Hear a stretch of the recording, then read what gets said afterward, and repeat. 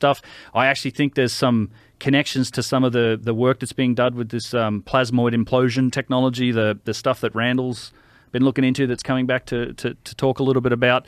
The relationship and the sacred geometry aspects of that are similar to the things that we see in some of these cultures in the past. So that may potentially have something to do with the methods that were used in the past. But I'm convinced it was a form of advanced technology. Now, whether it's our form of technology, because let's face it, we can do things like that today, but it takes hydraulics and diesel powers and cranes and all that stuff. They may have had an entirely different avenue of tech. And that you open up into the realm of resonance and acoustics and anti-gravity, I think resonance in particular might have played a strong role, because that's certainly a feature that you see in some of these older structures, whether it's an accident or not, but some of them are incredibly resonant. The Great Pyramid generates a tone just on its own that comes from the earth in there. It generates a tone. It does. It generates a low tone. It's basically coming from the earth. You can hear it, or is it? If you're quiet enough, you can, but it's certainly been picked up in a whole number of different experiments where they're measuring the tone. The whole structure does generate a low tone. It's an interesting thing. A lot of these places that typically have a connection to underground water as well. Like we know there's water beneath the Giza Plateau. Places like the Coricancha in Peru, which is also a giant megalithic building. There's an underwater river near there.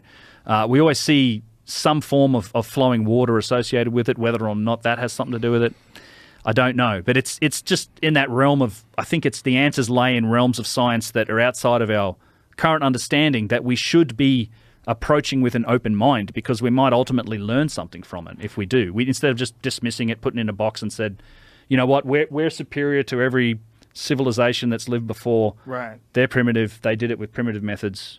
Right. Done. Right. All things are a frequency. All things operate on resonance. And by the way, a quick little bizarre similarity when you're mentioning anti-gravity, that Dr. Chan Thomas, who wrote the Adam and Eve story, he was researching anti-gravity for McDonnell Douglas back in the 60s.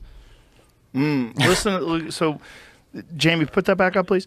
A recent study published on Ancient Origins website claims that the ancient Egyptians benefited from the sound in the construction of the Great Pyramid of Giza and relied on the discovery of a dead end in the rock inside the pyramid room as a tube of acoustic resonance that generates ultrasonic waves at a base frequency within 5 hertz.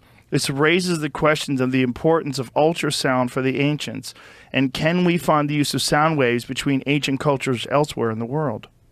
Wow. Yeah, all the boxes too. The Serapeum is an incredible site that houses like 25 of the biggest stone boxes you'll ever see. It's this one spot, and they're the biggest ones. They're like, some of them are up to like 70 tons with their lids 30 tons. And I've been there with some people that have been measuring like the frequency resonance range inside there. So at what range are you generating standing waves? And they all seem to have a very similar resonance tone to them.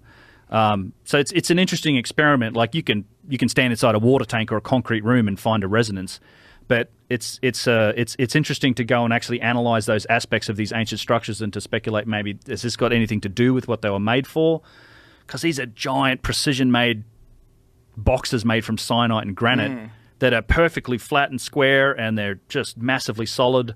They went to tremendous effort to remove imperfections from the stone, no cracks, almost like they didn't want the damn things to shake apart or vibrate.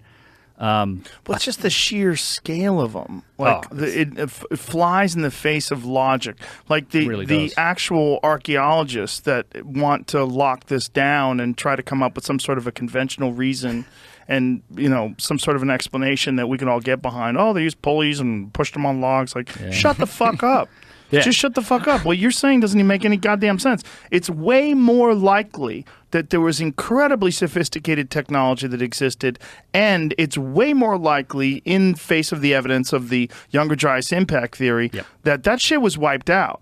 And that we're talking about a really advanced civilization that lived a long time ago that's more advanced than we are today, but moved in a different direction. Like we moved in the direction of combustion engines and electronics, and they moved in some other direction, but achieved maybe many thousands of years more sophistication in that direction than we have with our internal combustion engines and electricity and all the shit that we use. And it's important for people to understand that these primitive methods that are suggested and pushed very hard by the, quote, mainstream, they don't test any of these. Like, show me them moving, 1,000-ton stone on logs. Let's see that.